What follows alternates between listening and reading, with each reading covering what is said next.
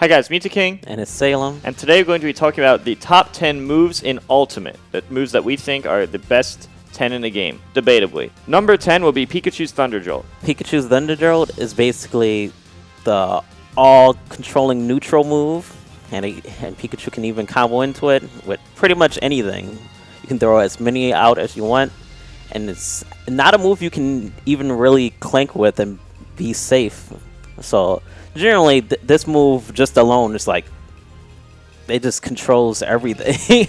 Like when you're fighting Pikachu, most of the time you're dealing with T-Jolt first before anything than the actual character. Just one projectile. Even if you shield it, there's just enough shield stun for him to grab you. So it's just like, well, you can't spot dodge if it touches your shield. You can't roll. You can't jump. You can't do any of those things. It's just guaranteed. And even if on the slight chance that you have enough time to jump, he could just anti-air you instead with like an up air, and then it's just like, okay, well, now you get in juggled. So that move covers like too many options just alone from there.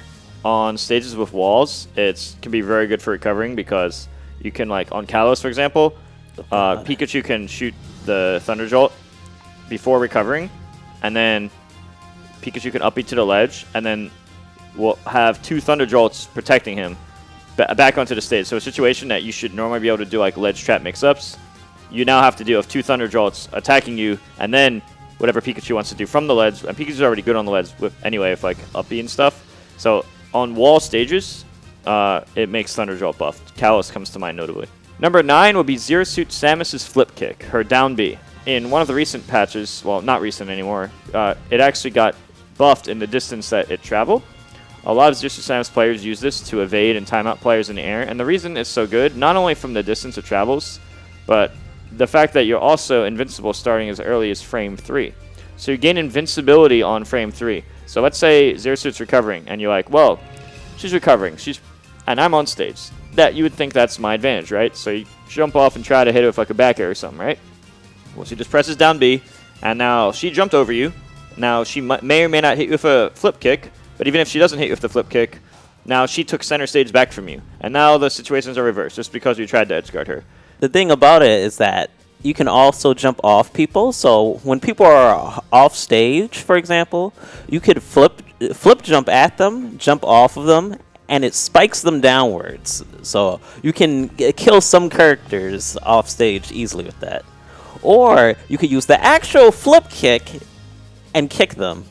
One other thing about her flip jump, too, is that if the person's on the ground, it can bury them. This got nerfed, but it's just like, if they're around 100 or 110, it's still that type of move that's just like, oh, you're buried, you're probably going to die. The fact that it has a kick that actually spikes you down and kill you, and the fact that it has the bury that's not even the main two things. It's the position it puts you in that's the most important. Everything else is just like extra icing on the cake. Number 8 will be Wii Fit Trainer's Deep Breathing, her down B attack. This is basically a power-up move where it takes about 1 second for her to power up, and what happens is she runs significantly faster, and her attacks have 25% more damage and knockback. So you can run across the stage quickly, do a lot more damage, and kill much earlier by using this. The only catch is it only lasts for about 12.5 seconds every time you use it, and then it probably takes like another, I don't know, maybe like a minute to be able to use it again quickly. Because, I mean, you could use it again, but it won't charge up as fast if you try to do it too rapidly. I think it's only balanced in the sense that Wii Fit Trainer, an average character, has these tools. But the concept of the move to a better character would be like ridiculous. That would be like not balanced, and then it would probably be top tier, and then you already know what would happen next. You get to kill people for free because they overbuffed the move. They buffed it again.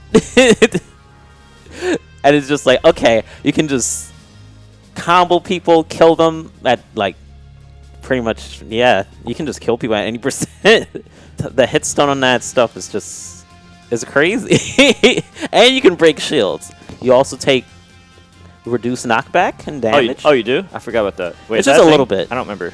It's just a little bit, if I remember correctly. You just take a little bit less damage or something. Because I remember hitting that character going nowhere. I was just like, wait, that's not the right percent. Usually they die at, and then I was like, oh wait, deep breathing super god, because they can just put this on, and even if they fail to actually hit you, it's okay. Not to mention they heal from that, just a little. Oh bit. yeah, there's the healing also. So it's just like you get all these free bonuses. Number 7 will be Zelda's down B, called the Phantom.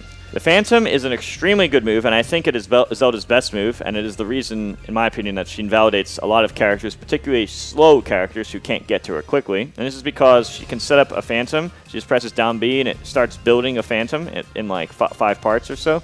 And it takes like about half a second, and it takes just to begin, and it takes a little over a second to finish. And if she does want to finish it completely, she also has the option of moving around for a full second before the Phantom charges at you after just over 2 seconds. So basically, she has a bunch of mix-ups she can do. And the fully charged Phantoms, or like the later forms of the Phantoms, actually has a shield to protect the Phantom, which can also push you away. And she can also do mix-ups such as, like, if she thinks you're going to try to shield the whole thing, she can try to run up to you and grab you, and then do like a down throw or one of her throws, and then the Phantom Slash hits you, and it's like 20, 30 damage. Or she can try to teleport into you.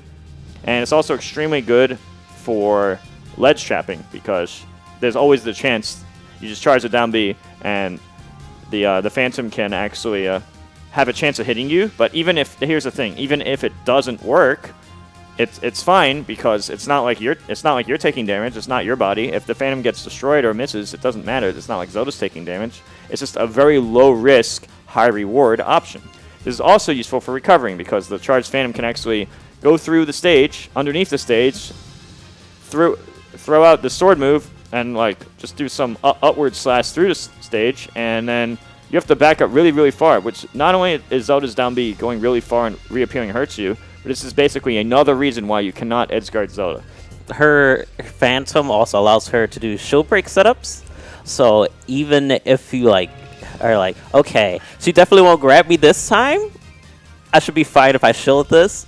She could just decide to be like, okay, let me do a Phantom and then one lightning kick, and that should break your shield. The reason why is because you're holding shield just a bit longer than you normally should, because to break a shield usually takes about 50% damage. Phantom does like about 21-ish, and lightning kick does like what, 25 or like 20-ish. The down B got buffed in one of the more recent patches, like a few months ago. I don't remember the exact date, but like months ago, the down B actually got buffed, so it did an extra 3 damage or so. It's a move that I was already saying before that was ridiculously good and being underrated. Then it got buffed again, and I think it is yet again another amazing move. It's just crazy, because it's like, oh, that's now just enough for her to basically just break your shield. And there is a technique called Displacement Phantom that she can use, which basically allows her to displace the Phantom and have the Phantom in front of her.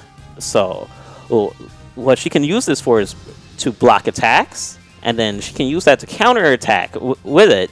For example, your wolf, she's dashing away. You expect her to do a Phantom, so you just shoot a laser at her.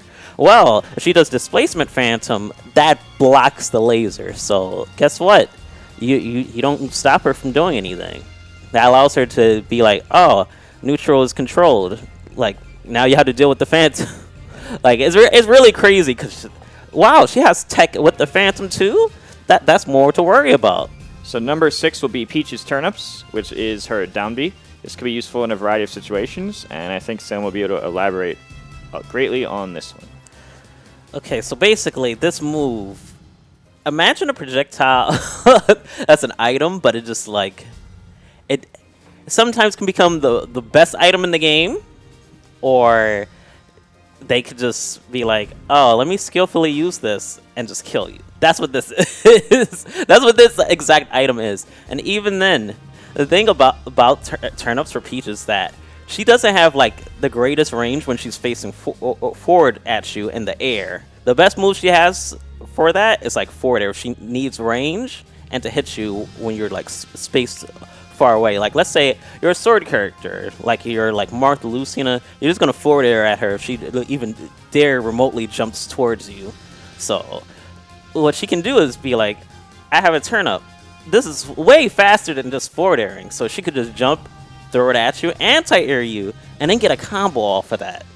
And getting anti-aired by Peach Turnip usually leads to like high damage combo, because usually what happens is they nair and that auto recatches the Turnip. So that's about like 20 damage there, and then they can do that again because like you're still stuck in hit stun. So just getting hit once from that Turnip is too much damage. Even if if you only get hit by the Turnip, like let's say they're not trying to commit too much, that's like what, 13 damage or so? Yeah, like, I think it's 13 or so. It hurts. It hurts. I don't know why it does that much damage. It actually hurts way too much. Like Link Bomb doesn't hurt that much. Why does the Turnip do more damage than a bomb? No, I feel like 13 damage is just too much for the Turnip. It is too much. It's actually crazy. And then if it's any of the stronger Turnips, it's just like, okay, well, it's for you. She's won that. She's won that. Along with having RNG based things, like she could literally just be like, oh, I got a Saturn. Now shielding is basically disabled for like both sides. Like usually when a Saturn comes out, no one's fighting with shields. No one's using shield at all. It's just, okay, I guess I gotta just take this Saturn hit to the face. So many times I just block the Saturn because because I'm thinking like my shield is completely full, and then she throws a Saturn, and now my shield's broken. I'm like, oh my god, that's. Because in no game do you just throw an item on a full shield and it's just like immediately shattered like that. It's stupid. It's literally stupid because it goes against my instincts. Like, yeah, and then it's just like they can combo you with the Saturn too. That's the sad part. Even then, they can combo you with that too. So it's just like, okay, well, you can't shield, so you just have to literally just run around, and that thing can get hit and bounce around and fly all over the place. Mr. Saturn, for some reason, he can do that. So for who knows how long, it could get hit into the sky and then take like a few seconds before coming back, and then it would be like, hi, and then it hits you. And you're just like, but why? Or even then, it could just be on the ground or something near you, and she could do a smash attack or something on it, and then you shield, and it just and it hits Saturn, bounces it up, and breaks your shield, and you're just like, oh, I forgot. So even just Saturn just being there for no reason, just walking around, it's dangerous. That's all dangerous. I remember watching MKLeo make tier lists on a stream like half a year ago or something. I don't remember exactly, but it was like quite a while ago. But he basically put Peach as #1 in the game on that tier list, and one of his main arguments is that actually the Turnips, Leo thought the Turnips doing 13 damage was a little ridiculous, especially in combination with everything else, all the other features the character has. The Turnips are used for gamping too. Like she can just chuck those at you, and it's just like, okay, well, I have to dodge these Turnips because if I get hit by one, I'm gonna die. Like that's just straight up a lot of characters when they're off stage versus her. But when it's just like she can just toss Turnips at you while you're off stage, it gets really, really stupid. It gets really, really stupid because it's just like you can't do anything about that, and they can 2-frame, and she can also ledge trap with it. It just keeps going. It just keeps going. Like no matter what, Turnip means she has the advantage. It just straight up is like that. In this game, it's straight up like that. So Turnips are definitely OP. Alright guys, thanks for watching our video. This was part 1 of our top 10 moves. The top 5 moves will be coming in our next video. Don't forget to like, subscribe, and hit the bell before you leave. Also, consider joining the join button right next to subscribe if you like our content even more to become a member. Shoutouts to our level 3 members, Forward 4D, Falafel1, Eganist, and Caucus Flow. Also, don't forget to subscribe to my channel. It should be in the description below this video.